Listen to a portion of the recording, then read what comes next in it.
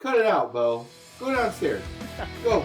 I'll be down in a minute. You know how it is, like starting up. It's hard as shit. Whether they're good, bad, or ugly, getting the message out there that people aren't just like these superstars or shitbags. Like, there's a point behind everybody, what they're doing. I'm a fucking moron. Mike. Hey guys, welcome back to another episode of the show. With you as always, me, Ben. Tonight, I have the privilege of having Paul Pantani, the host of Transition Drill Podcast, on the show with me tonight. Paul, thank you so much for coming on with me. Appreciate the invite, brother. Hell yeah. We Paul and me caught up a little bit before the show started about about hearing people's we both enjoy the storyline of people and what happens to them and how they get there, and what it's a beautiful thing, and I can't wait to hear Paul. So without further ado, we'll jump into it. Paul, tell me a little about yourself, where you're from, how you grew up, all that that little origin story we all like to know. Born in New York City, Queens. My dad, not born, he was actually born in Italy, but basically raised in Brooklyn. My mom was from California, and at 18, basically took off and went east. When she ran out of land, she stopped and ended up in New York. Somehow she and my dad ended up together. Don't ask me how, because if oil and water don't mix, they were oil and water times two. So they had me. They stayed together long enough to have me. And then probably, I was probably about 5 years old maybe. My grandmother on my mom's side passed away. And so my mom's like, hey, I want to go to California. I want to be back closer to my family. My dad worked for American Airlines, was fueling airplanes in the snow in New York. He's like, California sounds good to me. And so me and my mom took off first while my dad was waiting for a transfer. He came to California. It took him about 6 months. And his present for arriving in California was my mom saying, I want a divorce. Oh, so man. It was one of those things where, as a kid growing up, everything that was good was in New York except the weather. So my dad never regretted staying out here, but there was nothing for him basically out here. So he had to kind of reinvent a new life. I did the mom and dad thing my entire life growing up, bouncing back and forth. That whole stuff was, in general, a good kid. Loved sports. I thought, baseball was it. Then I hit a growth spurt, and my grandfather's genes on my mom's side kicked in. And at about 12, 13 years old, all of a sudden I was bigger than my dad, and wanted to start playing football. My dad was not a football guy, so we immediately started butting heads on that. Got into high school, and it just went downhill from there. So by the time I was probably 14 or 15 years old, I was living with my dad full time, but just almost adversarial between the two of us. And through high school, I spiraled even more, got into drinking. The group that I was hanging out with was all about drinking, smoking marijuana, and doing the absolute minimum in school. The funny thing was, I went to a private Catholic high school that I had to take an entrance exam to get into, and scored outside the high school range on all the things they tested us on. So my guidance counselor, this petite, nice old nun, every time she'd call me in, Paul, what's going on? Your entrance exams were so great, And it was just, I wasn't applying myself. I had zero interest in school. When my dad said I couldn't play football, the hindsight being 2020, I thought I was getting back at him. I wasn't doing anything. I was just hurting myself in the long run. Right. And so all, freshman, junior, senior, just basically in my mind, if I got a D, that was good enough. Start my senior year of high school, no plans specifically for my future. And I get a new guidance counselor. I get a civilian. I get a young woman, or younger woman, older than me, obviously. She calls me into her office and straight up told me what I needed to hear. Hey, you gonna pull your head out of your ass? Because the grades you're getting, you ain't gonna do anything in life. She goes, even the military probably wouldn't take you. And so that was the turning point for me. I started looking at the military. This is 1987. So extreme peacetime period of our, history. And everybody that I talked to told me, hey, if you're not going to make the military a career, don't waste your time. They're going to promise you the world. And then when you get in there, it's going to be, hey, needs of whatever branch you go into. Yep. So I don't know if it was I just really wasn't motivated by it, or because on the flip side, as much as I was a knucklehead and smoking weed and drinking, I never got busted for anything significant. And if you would have told me or asked me what I wanted to do, I wanted to be a cop. Don't know where it came from. I just knew that that's what I wanted to do. So I think that's probably why I never really dug into getting as much knowledge as I should have about the military and going into it. I did actually go down the rabbit hole for a little bit on the Air Force. And when it came time for my dad to sign for the delayed entry, he basically went, when you're 18, you decide what you're going to do with your life. I'm not signing it away. Yeah. And so I thought I was still on track for the military, because the thing is I was going to come out of high school. I was only going to be 18. I could be a cop till I was 21. So I was still thinking that would be the route. And in that period between 17 and a half and 18, like I said, I just talked to the right, wrong people who basically kind of turned me off of the military. Yeah. Graduate high school, 87. A friend of mine worked for a police department as a cadet, which is basically a glorified gopher. It's a paid position until you can be a cop. She says, hey, why don't you test for this agency? So like June of 87, I graduated. March of 88, I started there as a cadet. And that was the next 35 years of my life was law enforcement. Dang. I got so much. So first of all, with that, you said by that time you were living with your dad full time, but it was a lot of resentment towards each other. Is your mom just kind of off doing her own thing at that point? Or was it just, how did that end up working to where you were with him most of the time? So there was a significant age gap between my mom and my dad, probably about 13 years. And so when I was a young kid, my mom was still basically young herself and wanted to kind of live her single life till she ended up marrying my stepdad. And so she had her own drama. She was an alcoholic, raging alcoholic, along with my stepdad. And so it was weird. The bouncing back and forth, I started seeing that. And even as a young kid, I kind of saw my dad's house was a little more stable. Things were better there. But then once I got there and started living with him full time and started getting older, it was that thing of he was trying to keep me under his thumb and make me abide by his rules and not really let me spread my own wings and grow. So there was that, the resentment was me just wanting to sow my own oats and him trying to keep me contained. Yeah. And, that's such a hard line to ride, though, as a parent, when you get that point of like, do I keep that, like you said, them under the thumb, and you keep that press and you show them, you got to lead this life. But that's such a weird thing with basically teenagers. The harder you press on them, the more they try to pull away. So it's that, hindsight, obviously, all of us have myself included, you have some bad thoughts of those times, but then when you become a parent, you go, they probably were trying to do the best they could. Do you have that now where you realize that, or is it still kind of a touchy thing? No, definitely.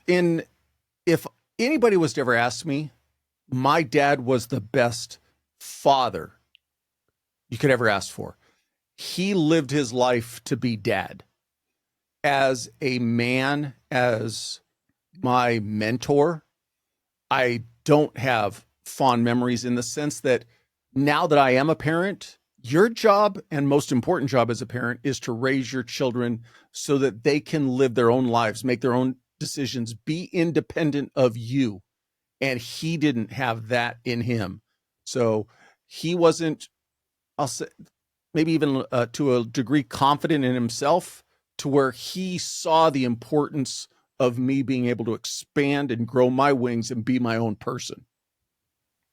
Yeah, that's a great way to put it. and then finally in high school, you got these friends that are kind of, ne'er do wells, if you want to call them, or they're kind of pushing you towards that, and you get to that point where that she explained to you, hey, you need to get something going, and then you decide to go with this law enforcement stuff. Um, how were you able to rip yourself away pretty easy once you got into the cadet program like you're talking about, or was it kind of a slow transition? The funny thing, as much as I refer to myself as being a knucklehead in high school, I never saw myself as a bad kid, if that makes sense. Yes. I never saw myself as somebody who was anti-establishment or, fuck the police, so to speak. My neighbor was an LAPD cop, and I had run-ins with him. We all had that stuff, but I never had a bad experience. I always must have caught the coolest cops who would just be like, hey, pour your beer out or whatever. Nothing ever that went to the level where I got arrested, or they could have taken maybe something that was small and really had an impactful negative impact on my life, if that makes sense.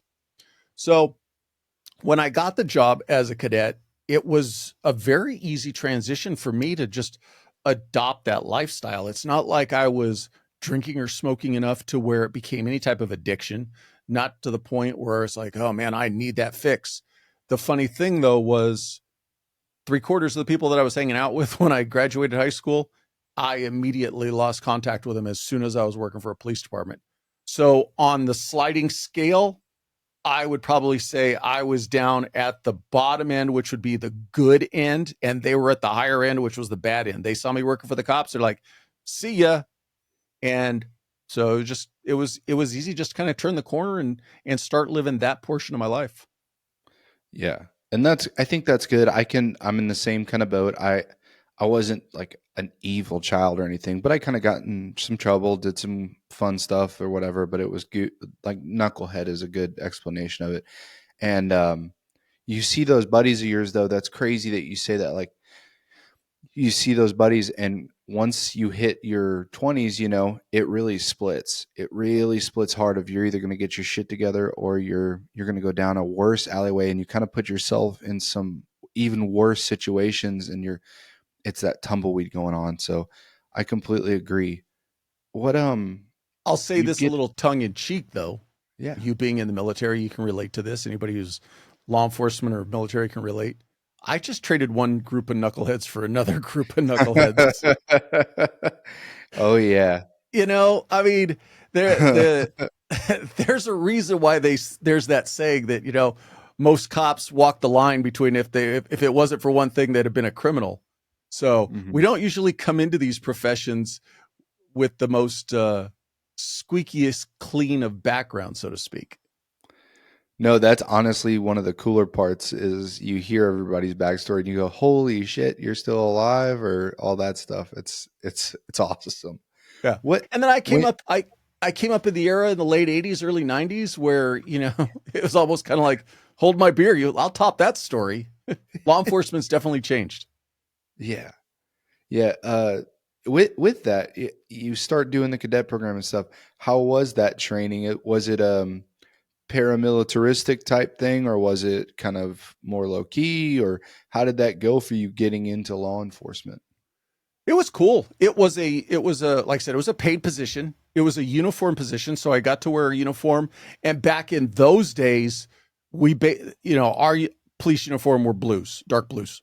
And so the only thing that differentiated me as a cadet from a police officer, unless you were really up close, our badge was silver, where the cop's badge was gold.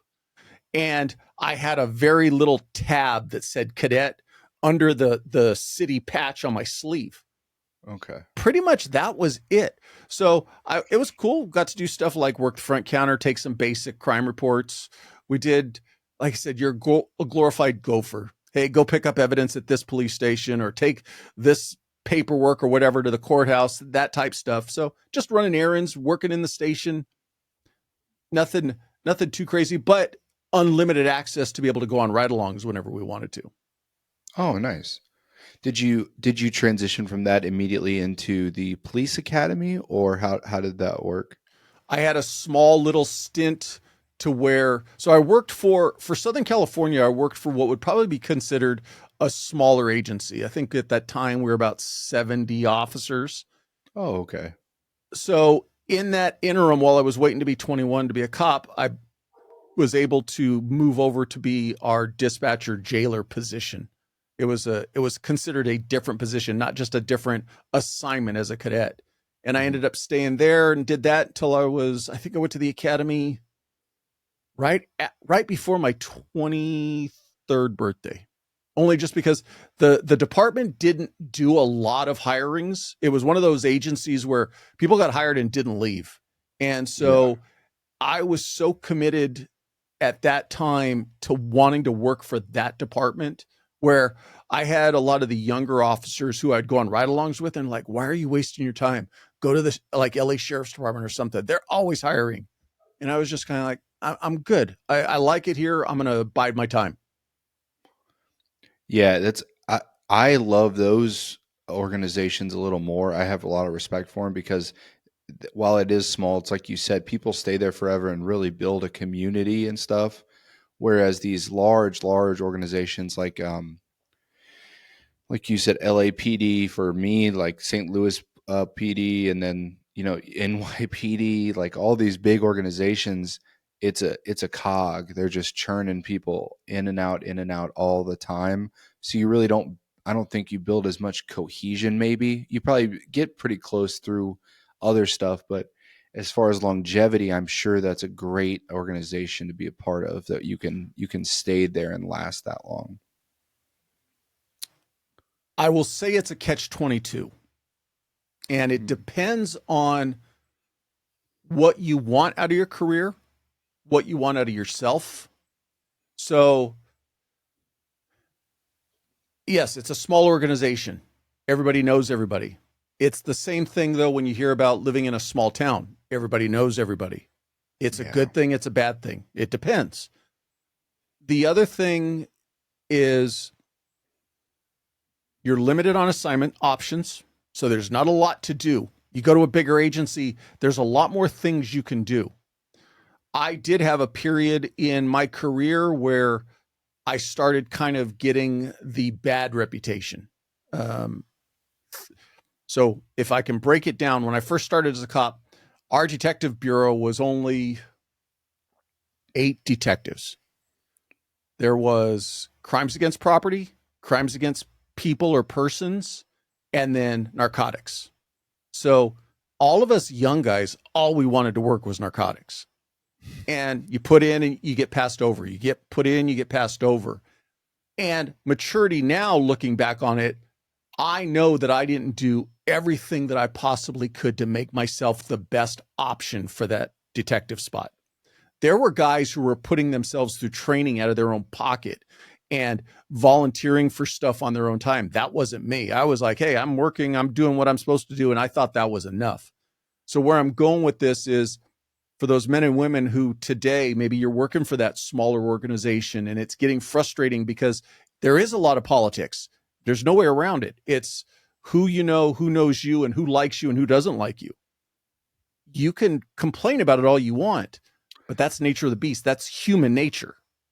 And so if you're kind of stuck at a level that you can't seem to be getting past, one of the things you need to look at is, are you doing everything on your part? And then have you hit your ceiling for that organization? So that's the downside to a small organization. Yeah. I can't. I just hit that mark about 2 years ago where I learned, maybe you are making yourself viable with skills, but you're not becoming the social. I hate to use the term sociable, but sociable is kind of the term. You have to be able to get in there and coerce yourself with jobs because, like, people say, like, in the Army we call it the good old boy system, which everybody complained about, but it's not gone. Like, it's still being utilized to an extent, and you can either, like you said, I was the one whining about it all the time. I was like, I'm not gonna put on a show for these guys, and it's like, well, you really don't have to put on a show, but you got to show a little face every now and then. You got to talk to some of the higher ups, even if you don't want to, that's a great way to put it. Like, you can complain all you want, but that or deal with it, Well, and we often call it the good old boys network. And to a degree, there is some aspect of it that's not fair. But think about it on the flip side. If tomorrow you got promoted and you had to pick the person who was going to take your spot, there's a high likelihood the person you're going to select is somebody that you know, maybe you're friends with, maybe it was somebody who was your partner before. That's not necessarily a bad thing, because if you take it to the nth degree, if tomorrow I made you the police chief of that organization, you're going to put people underneath you that you believe and know that will work with you, aren't going to be adversarial to you. Is that good old boys club, or is that just human nature about putting people around us that we trust, that we feel confident in, that we know how they work? Yeah. Just depends on your perspective. Yeah. And that's something that a lot of people really got to get over. Like, they got to learn to get over that hump. That's great. That's a great way to look at it. When you were going up for these positions, where you I saw your bio a little bit. You did a couple different jobs for detectives. What did you do in detective work of those three? And then how long did it take you to get to that position? Took me almost 10 years to make detective. And I got very lucky because, like I said, after a couple times of getting kicked in the knee and not getting assignments that I wanted, and there were other aspects that I was able to do. Bike patrol was just starting to be a fad or a trend in law enforcement back then. I was one of the guys that got selected for that. It wasn't a full-time. It was basically, hey, there's a bike rack on the back of your patrol car. Take the bike with you, and if you want, yank it off and go ride around apartment complexes, that type of stuff. We didn't have a SWAT team. Just as I was leaving the organization, they had started to do an advanced tactical team. So there really wasn't that option. But long story short, I started going down, I'll say, a black hole. And I was becoming very disgruntled. I was getting deeper into that mentality of, it's the organization's fault. It's not my fault. And like I said, I got very lucky because one of my former training officers, she promoted to sergeant, and she was put in charge of the training officer program. And I want to say this was probably 6.5, maybe 7 years into my career. She came to me one day and she goes, I see where you're going right now, but she goes, I have faith in you and I have confidence in you. And I know that you would be good at teaching new officers how to do this job. She goes, I'm going to take a flyer on you and I'm going to bring you in as one of the training officers. And that was the first real kind of turning point for my career. And I went into it, headlong. And I really enjoyed doing it. I found that I really enjoyed the teaching aspect. And I did that for probably 3 years straight. So right up to about 10 years in. And there was a point where for a long time, because the agency was small, all of the detective spots were rotational. So on paper, they were 3-year rotations so that one person basically doesn't lock it up for the duration of their career. And the mentality was, you come back in as a detective, probably in that 5 to 8 year range, you do 3 years, you could usually get back for 4. It wasn't hard, fast 3, but you come out and you're about that 10 to 12 year mark ish. And most guys would then promote and start working their way up the ladder. That at that time, that wasn't an interest to me. To me, it was like, wow, if I promote, that's even less things I'll be able to do. So about that 10-year mark, they brought back what they called, or my 10-year mark, they brought back what was a rotational detective. And it was just a 1-year spot. And basically you were just back there batting cleanup. Hey, we need you to take this. And it didn't really matter where you were going to take it from. And I was back there for that year. I ended up with a parental child abduction case that I got to virtually chase the dad across the country. And it really opened my eyes to how much fun fraud is, because I basically was tracking him by his calling card. And Yeah. long story short, we got him nailed down in Florida. And then the cool thing that my lieutenant did goes, hey, you work this case up, go get him. And so I got to do the extradition. So all those little things made me like, oh man, I'm really liking this detective stuff. And just as that year was coming up, one of our fraud detective spots opened up. I was like, I'm going to give this a shot. I'm going to see if I like it. Got that assignment and just fell in love with it. I love the mental challenge of digging into all those, credit card case. Everything that you did not want to do when you were in the academy in that front leaning rest position was what I was doing. Stacks of paper this tall because it's all, that's all fraud cases are. Was back there, and I took every opportunity to pigeonhole myself to basically make myself so valuable back there, because fraud was really becoming prominent in this is actually the early 2000s. Computer crimes were exploding.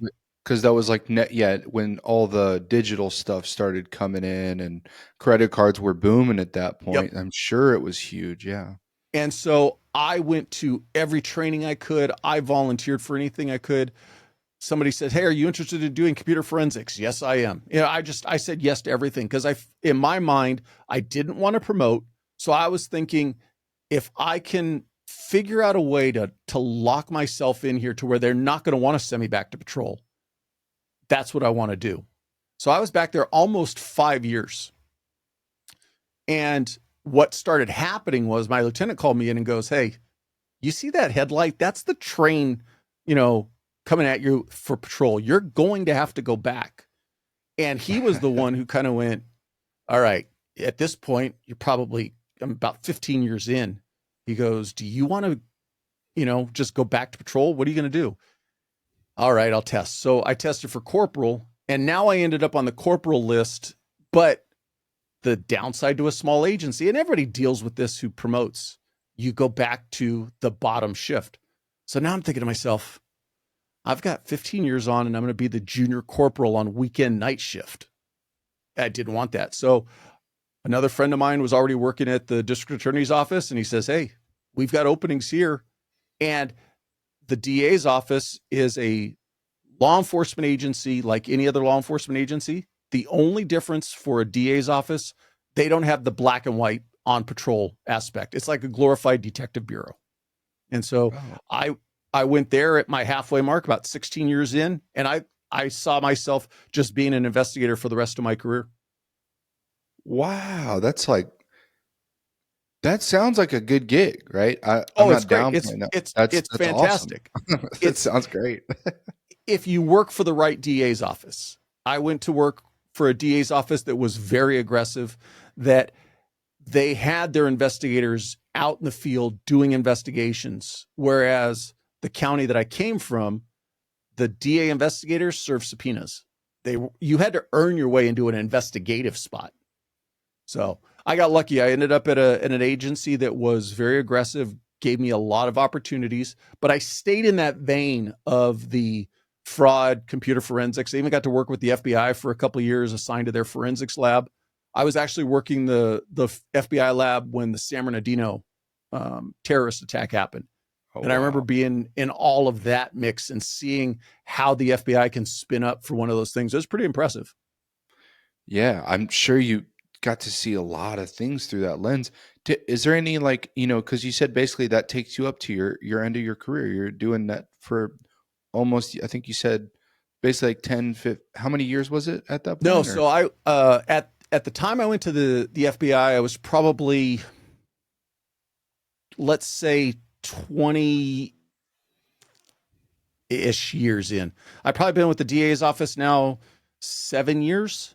And so I still had about another decade to go before I'd be eligible to retire. I was on our SWAT team. And so when I got over to the DA's office, or when I got over to FBI, they said, hey, you can still do your collateral assignment with your tactical team. But, just make yourself available. And then about a year into that, the boss at the FBI lab called me in and goes, hey, you need to pick, because with all your call outs and everything else that you're doing with that team back at the DA's office, you're not ever here. and your responsibility is to the FBI and doing these cases. So I had to have that, kind of talk with myself and like, what do I really want to do more? So I made the decision to stay at the DA's office and drop off of our tactical team. And my now wife said that was a huge just switch for me. She goes, I could see the difference in you immediately. And really what I had to do was take that mature step back and say, yes, I'm choosing to do the forensic stuff because that would offer me opportunities when I retire, but it wasn't where my heart was. It really wasn't. I wasn't that guy who lived computers. It was just something I did. I went to work each day and I didn't want to go home and think about or do more computers. It just didn't feed me. So I made it about another year there, and credit to the FBI. They put you in a garbage load of training programs, but they also require you to pass classes that, like, they want me to do, or they have you do like computer network courses. So if you're an IT guy, it's like, I don't understand this stuff. Most times, if you failed a test, they would give you a grace period and go, hey, study for it again and retake it. I failed this networking test and I went to my boss and I go, I don't think I'm going to get this. And so he goes, well, then if you're not going to get this, these are the requirements of the position. You're going to have to go back to your office.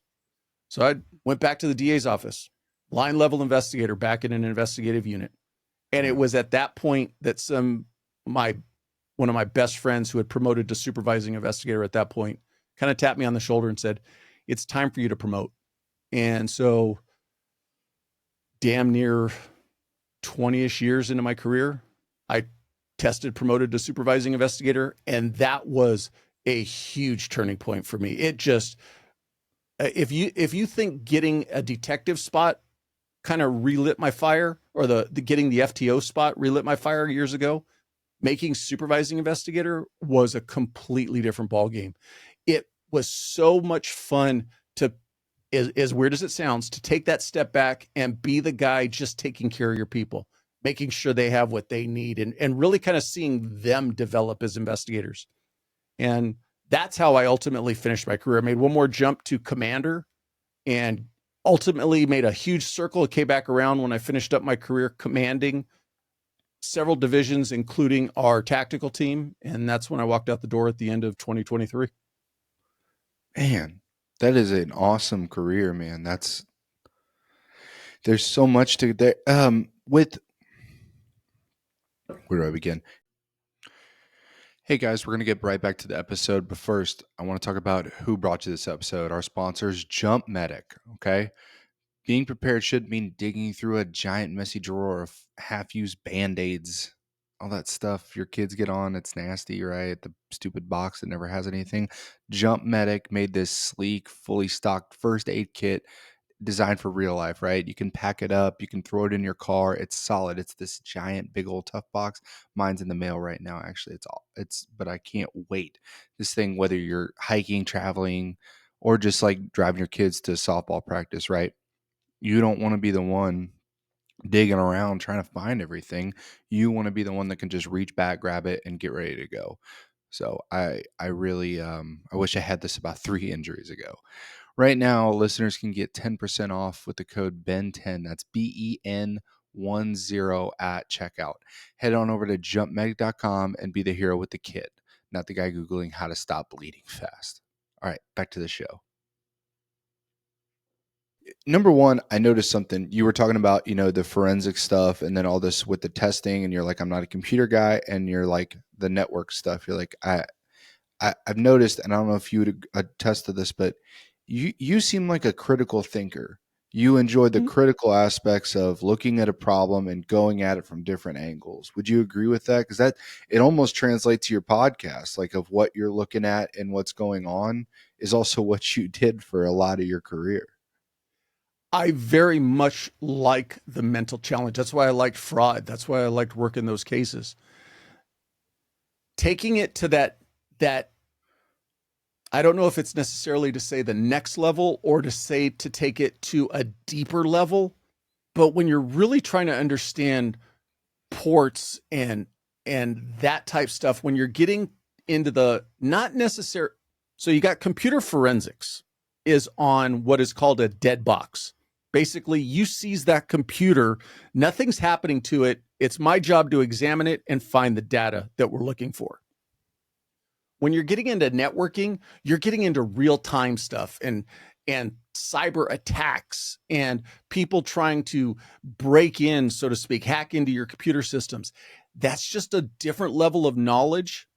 Could I have eventually gotten there? Yes. But because it wasn't a passion of mine, I'm sure I didn't put the proper effort into really learning it.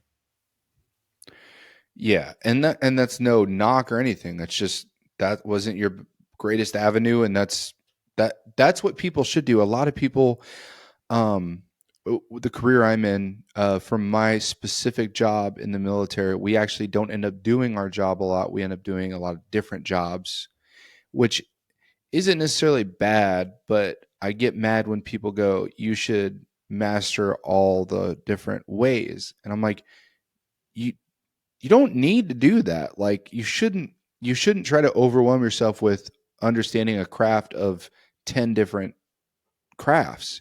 You should be able to actually focus on what you're drawn to, because that's where you're going to make your money. That's what's going to set you apart. That's where you're going to thrive. I wholeheartedly follow that notion. The only caveat I would put to that is wherever you're at in your career right now, you need to be thinking about what you would do tomorrow if you don't have this job. The uniform comes off, what are you going to do? And if you get to a point where you're certain, like, this is what I want to do, then position yourself to gain as much knowledge and experience that's going to benefit that transition jump. When I first started down the computer forensics route, I was looking long term, and I was thinking, oh, okay, I'll do this when I retire. That doesn't mean that I really enjoyed it. I was looking more from the angle of how can I leverage this for my retirement. I would agree with you, or I do agree with you, that in your position, you should try to learn as much as you can left and right, as much as up and down. Because if you are ever put into the position of leader, you want to have a basic working knowledge of as many aspects as possible. But you're right. You don't need to try to be a master of, you're not going to have the time or the bandwidth to master it all. But you should understand what each of your people are potentially going to have to do and the jobs that they have to accomplish, so that if you do need to jump in, again, maybe you can't do all of it, but at least you're not two left feet and two left hands getting more in their way than being a help. Yes, I completely agree with that. That's yeah. With you getting to this point, right? You've done amazing things throughout it, and you're approaching your retirement. You finally made it this far, and and like I said, you're thriving. What are your thoughts going into that of, oh, I'm about to get out soon? Did you have like a set plan, or was it kind of a, oh shit moment? I thought I had a set plan. I thought I had everything in place. So coming to the end, how can I put this? I had a good friend of mine who operates in the consulting space. He was in my ear for probably a year and a half before I decided to retire. You need to do this. You need to do this.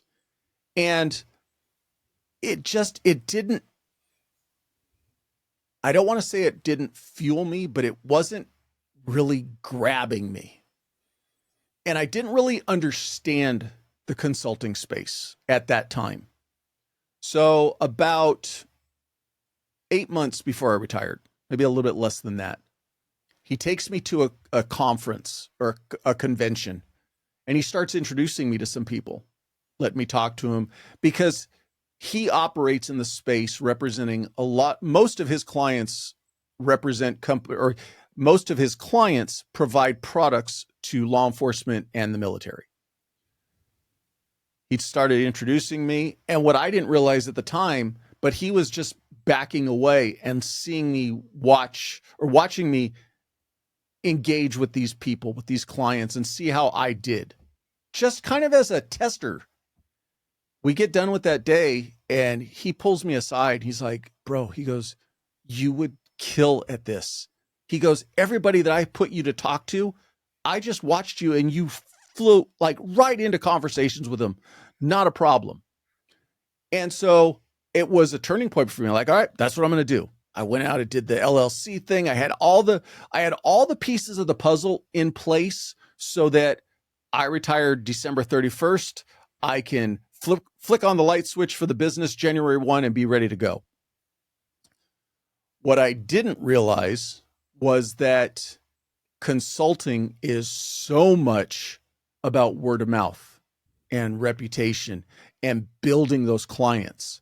So I'm almost a year and a half into it, and it has been, a struggle. I've written a couple contracts to clients. They haven't panned out the way I thought. So what I'm saying to this is this particular avenue that I'm trying to operate in, I couldn't do it while I was still working as a police officer because it's a conflict of interest. Right. If you have the opportunity for a profession that you want to jump into and you can do it as a secondary or a side hustle while you're still operating in either your military or your law enforcement or a first responder career, do it. Get your feet on the ground and moving forward, even if it's just a little bit, so that when you make your transition, there isn't that long lag time between retiring or transitioning out and then getting it going. That was the one thing that really kind of became the wrench in my system. So, like I said, I had a plan, or what I thought was going to be a plan. Now that I'm in it and I've got the ability to look back on it, I wish there was a way I could have done some of this consulting work while I was still active as a police officer and maybe got one or two clients in place, because then once you get the first couple, then it's just a domino effect and they start recommending you to people. Yeah. They start spreading the word, man. That's gotta be that. Is that, do you enjoy it though? Or is it kind of just like, is it not what it's cracked up to be? Or do you still enjoy it? It's just you wish you had better prep for it. I enjoy it because at the end of the day, it goes back into the podcasting. It goes back into like this, you and I sitting here, you're having conversations with people. It's all about relationships. And that aspect of just talking to people and looking at the problem they need to try to fix or solve, and you coming up with the solution for it, is pretty much all consulting is in a very boiled down analogy. So yes, I enjoy doing it. That being said, I love the podcast, and I've tried to do everything I can to grow this podcast. And so as the podcast takes that next little, and it's all about momentum. The analogy I use, if you watch the old Western movies and the old locomotives where they'd start going and then the wheels would slip and they would spin. That's kind of like how it feels with the podcast. It's like you feel that momentum and then there's a little slip, but you're moving forward. Yeah. Who knows where this podcast is going to go? So. Yeah, that's a really good analogy. You get the wheel moving. It's like, oh no, but yeah, I like that. I had it. Oh, that's what it was. Let's transition to that transition drill. Where does it come from? Where did that idea start? Was it while you were in or out? And what made you jump off with it and everything? So the idea originally is not mine. It was the middle of COVID. I was still working as a police officer. I was a commander.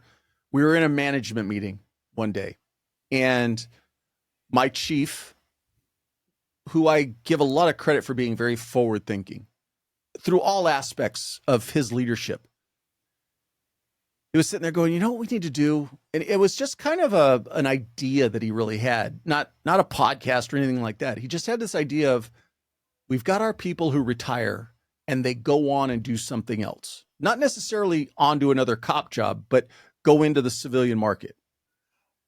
I'm saying probably from a little bit of a selfish aspect, he was probably starting to look at his retirement and what he was going to do. But we're in this management meeting and he goes, I'm picturing a network of our retirees who have gone on to do something else that can be available for our pending retirees to kind of give them advice about transitioning, about operating in the civilian space, all that little stuff. He goes, and so I was an avid podcast listener at that point in time. And this immediately sounded interesting to me because the plan was, because it was COVID, we were going to host these, we called them lunchtime chats, 30 minutes. It didn't involve introducing anybody because it was all going to be in-house and it was going to be people that everybody already knew. And they're just going to talk about, hey, now that I'm out and I'm over here on this side, be mindful, do this with your resume, do this with your LinkedIn, just basic stuff. And so we were leaving, they were going to be 30 minutes in length. You go grab some chow, come back to your desk, jump on this Zoom call and listen to what this guy had to say. I did probably 3 or 4 of these in that interim heading into the summer of 2021. I started getting emails from my coworkers offline, like, hey, you do a really good job with this. You should really think about doing it as a podcast. And that was the first kind of like, oh, yeah, okay. And I knew nothing about recording a podcast. So I started going down that rabbit hole. Yeah. And that rabbit hole gets really wide and really deep. And so as I'm looking into and trying to learn anything and everything I can about it, I quickly realize I don't have the skill set to put on a podcast. I wanted to do video from the get-go. I wanted as good a quality as audio as I could get. And there's a lot to do in that. I got very, very lucky. I was in a meeting one day. I had already lined up all the audio side of the recording equipment. That I was dialed in with. I still wasn't squared away on anything video. And so DA's office, in-house public relations team, they're outside this office room where we're at doing something for the office, taking pictures, doing whatever. So I walk over to one of the guys and I just go, hey, can I pick your brain for a second? And I started asking about cameras and about the 4th question, he's like, what are you looking to do? I was like, well, I want to do a podcast. And his eyes got all bright. He's like, hey, can I be part of it? Can I help? I was like, yes, please.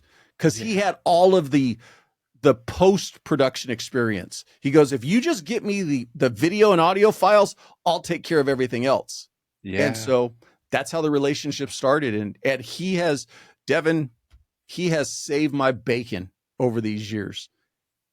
He makes the finished product look and sound a lot better than what I give him. But that's where it started. And the other part of it was I knew that I wanted to focus on the transition aspect in a very narrow focus because I spent 35 years in law enforcement. I initially was just thinking, I'm going to talk to other first responders because that was my wheelhouse. But because I worked for an elected official and I wanted to start doing this while I was still active, I had to talk to our in-house legal counsel. I had to get their permission to say, yes, go forth. And it was in that conversation with her that she says, well, are you going to talk to veterans too? And it was like somebody flipped the biggest light switch you can imagine because something that seemed so obvious was just not on my radar. And the analogy that I've since used for people when I talk about it is the things that we share that are exactly the same. On the front end, they show us that big laundry list of all the cool things we can do. Just sign here on the dotted line. But when it's time to exit out, hey, there's the door. Don't let it hit you on the way out. And anything that you're going to do after these careers is on you to figure it out. Mm-hmm. So I quickly went, okay, I'm going to talk to veterans and first responders. The one aspect of my career that I always enjoyed, I enjoyed the tactical operations side of things. My friends call me the tactical nerd. Like, yeah, the dude who could do, an M4 and a computer forensics at the same time kind of deal. And so I don't know why it just, all the times that we've spent on the line doing transition drills. And it's like, that's a perfect name for a podcast. But beyond just the name of it, what the concepts that I really wanted to take from it was you've got to do all of your reps leading into your transition to where it just becomes, I know some shooters don't like this terminology, but that muscle memory, where you're not really thinking about it anymore. You know, going through a transition drill, your primary weapon goes down. You don't even think about it. You transition your sidearm or your secondary weapon, get back in the fight, and then figure out figure out the solution to your primary weapon's malfunction or problem. I wanted people to kind of look at their transition the same way. Have a plan. Keep doing what you're doing today, but put those little pieces in place so that when you actually do have to transition, you're not looking around going, my resume, it's all those little things that you've already done. And hopefully, if you have the ability, like I was saying earlier, if you can start doing it as a secondary or a side hustle, if you can start going out and making those connections with people who are already doing it while you're still in this job, all those little things so that when you do get to your transition, it is as seamless as possible. Yeah, I couldn't agree, because I don't want to dive too deep into it. I'm a year out from my transition right now, and I'm at a weird point too where I have to make a decision. But I learned from everyone I've been in for 10 years. So you see the guys, and then you realize, you go, it is not about the getting out part that's hard. It's about the setting yourself up so you're not one of the statistics or one of the something bad going on, right? And especially with, like I said, I got my wife and kids. That's all you think about is, I have to provide for them every single day, whether I have this job or not. I love that, the transition, explaining that though, as you get that done and then you attack the problem, because without that, you're not going to have a solution whatsoever. That's great. Do you, when you started it, did you have this idea of interviewing people, or was it because I levitate towards the transition tips a lot, because I listen to them and I'm like, these are great for, and I'm military, you're law enforcement. These are universal tips for almost anyone. It almost elevates to anyone getting out of a career field. You can use these tips. And then your other side of the show with the interviews is phenomenal, because you're catching real stories that are amazing, but it tackles that issue of transition. Which came first, why, and why did the other one come after? So from a purely selfish perspective, one of the things that I immediately thought about when I decided I was going to do a podcast was, and it's one of the things that I enjoy in listening to podcasts, is the interviews. I like the stories that you hear. And so, like I said, purely selfish, I wanted the opportunity to sit and talk to people and hear their stories. Yes, the transition component was the most important part, so to speak. But for me, it was, I want to present the whole story. Tell me about you growing up. Tell me what took you to this career. Tell me about your mindset while you were in this career. What were you thinking about? Were you thinking about a career, making it a career on the front end? Did you have all these lofty ambitions and then you got into it? And like any of us who have done either one of these jobs, man, I don't want to do this for the next 20 years. And there's going to be those stories, or the flip side, man, I didn't know what I was going to do out of high school. So I decided I'm going to go be a Marine for 4 years. Then I got in there and I loved it. And holy shit, 28 years later, I'm retiring, kind of deal. So I wanted the whole aspect. And then I wanted to know, all right, when you saw your transition coming, when you saw your finish line coming, were you thinking about it? Were you putting pieces in place? And I wanted people to tell their story like, no, man, I did not think about it at all.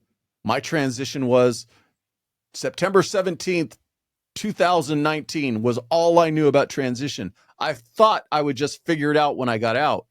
And then you have those stories of people like, man, that screwed me up. I was not prepared for that. Or other people going, no, man, I was going to do this. So I lined this up, So I wanted them to be able to tell the story, because where I enjoy doing the transition tips episodes, and it's something that puts a lot of challenge on me to try to make them a little different each week. I think there's that outside chance if I let it become, if I get comfortable with it and I really stop putting the effort, it's going to start becoming white noise. And so as much as I enjoy those, and they didn't come from I kicked those off in January of 2024, right after I retired.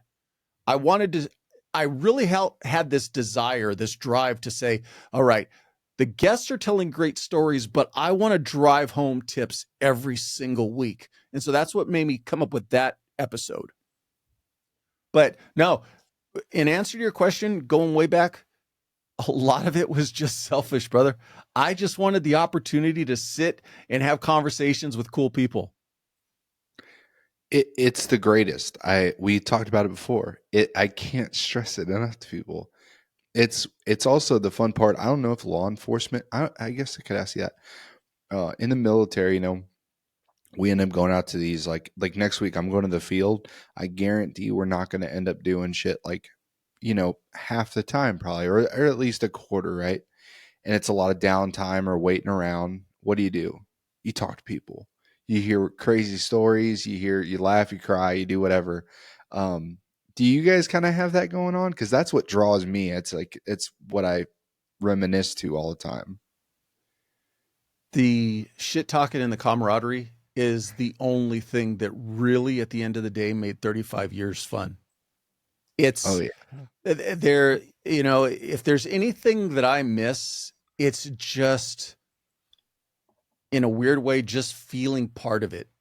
And I understand I'm a used to be. I got zero problem with it. And that's one of the big things that people need to realize when they transition from these careers. You are going to be a used to be. You got to be comfortable with that. Don't hold on to what you used to do, because it's going to get real annoying to people around you. These careers give you a nice big key to open a lot of doors. Obviously, the more that you do in these careers, you get into a tier 1 element. If you're in law enforcement or on the fire side, you get to a very high rank. You're put in situations where you meet people, and that gives you a really big key to open a lot of doors. But I tell people all the time, once you step through that door, all of that has to slide off, and now it's just on you. They don't want to hear back when I used to do this is what we used to do. That's going to get real old. So just understand that there's going to be a day that you're a used to be, but there's nothing wrong with having that nostalgia of, man, I miss it a little bit. I do. I loved being around the people. Like I said, when I promoted, that was probably the best time in my career, because yes, I was the guy in the rear with the gear. And I just basically sat back and go, hey guys, what do you need? How can I help you get your task accomplished? And I got a lot of satisfaction out of that. Yeah, it's awesome seeing people you trained or you worked with, watching them thrive, and you just support them the best way you can. It's great. What where do you see Transition Drill going from here? I think me and you were kind of pretty close in timelines here.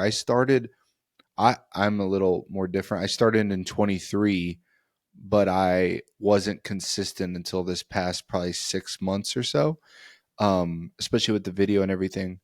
And as you know, once you pick the momentum up, you got to hold on and you got to figure stuff out, the video, the editing, the merch, whatever comes to your mind. And then you got to start building goals for yourself of where you want to see it. Where do you see this going, and what are you trying to do? The simplest answer is, I would love for this podcast to grow to where I could monetize it and be able to turn that money around and back into being able to. Are you familiar with Chris Williamson and the Modern Wisdom podcast? Yeah. It's great. Have you seen some of the location shots that he's done where he has dumped so much money into the video production? it's like AI. It's not AI, but it's like artificial wilderness surrounding him. He did, It's 3D and everything. It's that was insane. one setting that he did for, I want to say he did 4 or 5 interviews in that platform, but the Yeah, he did like background changed with the it conversation. was like Africa, then it was a war zone, then it was like the jungle or something. I mean, it was crazy. One of the things for me is, so I started in 2021. I wanted to do guest interviews. The one logistical, I'll call it problem, but the logistical limitation that I imposed on myself was all of my interviews are done in person. So when I first started and nobody knew me from Adam and nobody knew my podcast from Adam, I had to go to all my guests.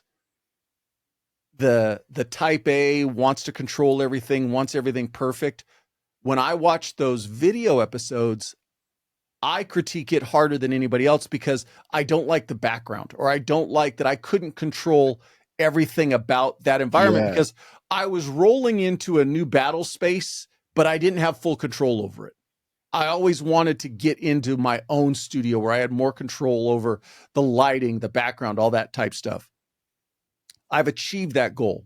I grew that since basically June of 23. I have been in a fixed location, my studio, and doing interviews.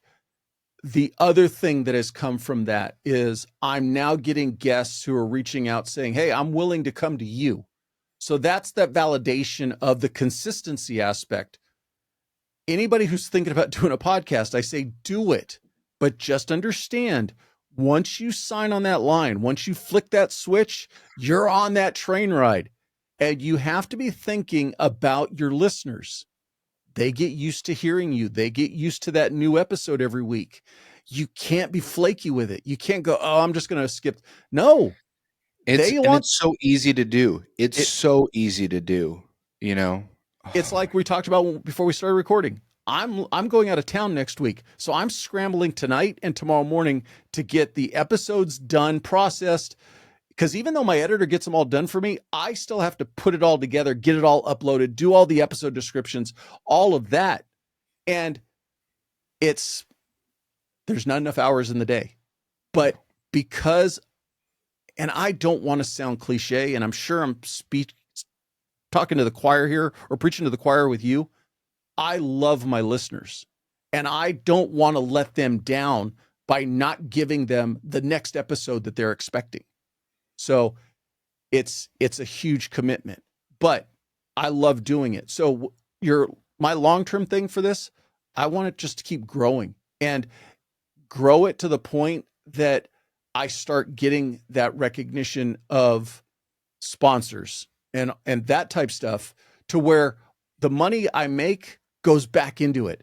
And like I said, maybe I don't go to a guest, but I have the ability to bring a bigger guest in by paying for their airfare to come see me or something like that.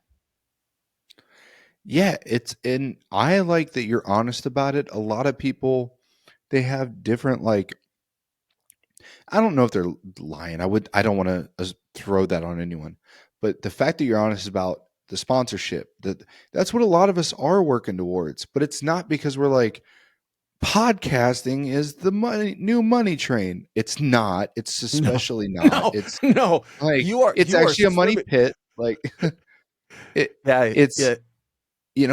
I can't. I love that you explain though. I'm using that to grow this more, to make better content to give to other people.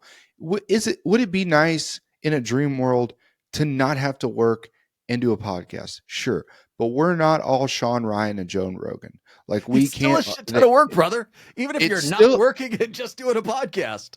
right. It's insane work. All those production teams, all you have employees at that point. Now you're a manager of like a little business, having to still churn out stuff, and now you're relying on other people.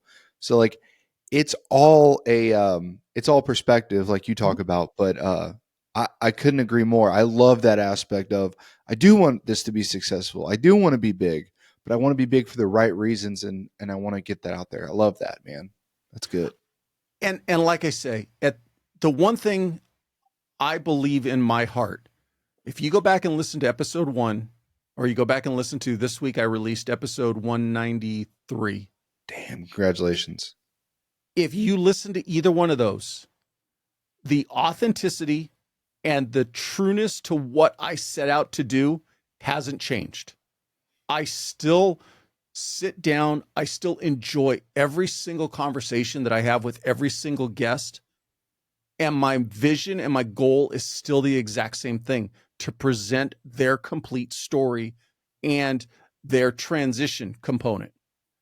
I've also had the opportunity to sit down and talk and meet with some amazing people that, from a purely selfish standpoint, if I wasn't doing this podcast, I wouldn't be able to.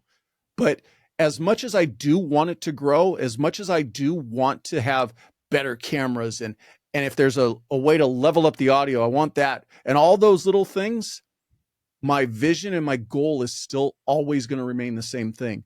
Present conversations and let people tell their authentic story. Yes. I think we pretty much covered everything on you, Paul. I think we covered a great base of where you came from, who you are, why you're doing this, and what you're going for, man. I love listening. I really hope. Can you tell the listeners where they can find all your stuff at? I'll put it in the links, but you can just throw it in the show too if they're listening, driving in a car. I'm on all major podcast platforms: Apple, Spotify. Those are probably the two major ones. But Yeah, you can find me on. I think you can find it on Pandora. I mean, the iHeartRadio and stuff. Yeah, it's there, but if it's a major podcast platform, 99.9% sure it's there. You can find me on YouTube. I'm on all social media at either Paul Pantani or Transition Drill Podcast. The easiest way to find it, my website, transitiondrillpodcast.com. And from there, you can get links to either watch any of the episodes or listen to all the episodes. Yes. Please check it out, guys. He is the master, because I'm going through right now and I'm listening. The transition tips, they are awesome. And his interviews will either make you laugh or cry, because they are spot on, and he's authentic as hell. So, Paul, thank you for coming on here tonight and talking to me. It was my pleasure. If I can finish with just one thing. Yeah. For any of the men and women who are either first responder, military, and I'm not saying this just because of my podcast, you need to be thinking about your transition from the day you start in these careers. Because like I said earlier, on the front end, they show us all the cool things we can do. And on the back end, they basically say, there's the door. We share that in common. The other thing that we share in common is tomorrow can literally be tomorrow. You blow out a back, you blow out a knee, you blow out a shoulder. It may not debilitate your life, but it might be enough of an injury that your organization says, hey, you just can't play on our team anymore. And now tomorrow, even though you weren't planning for it, you're now looking for something else to do. All I'm saying is just be thinking about it. If I didn't have this uniform, if I didn't have this job tomorrow, what would I like to do? What would I want to do? What am I capable of doing? And do I have enough pieces of that puzzle to easily be able to step in and get a job? Folks, there you have it. Paul Pantani, he's given you the keys, right? He's given you the keys. You got to open the door, though. That's great. Thank you, Paul. Thank you for coming on here. Thank you for, I think there's about 4 different segments in the show you gave where it's true life advice, and it's awesome. I appreciate your time. All the best with your podcast. Thanks, brother. Y'all have a good night. Thanks for listening.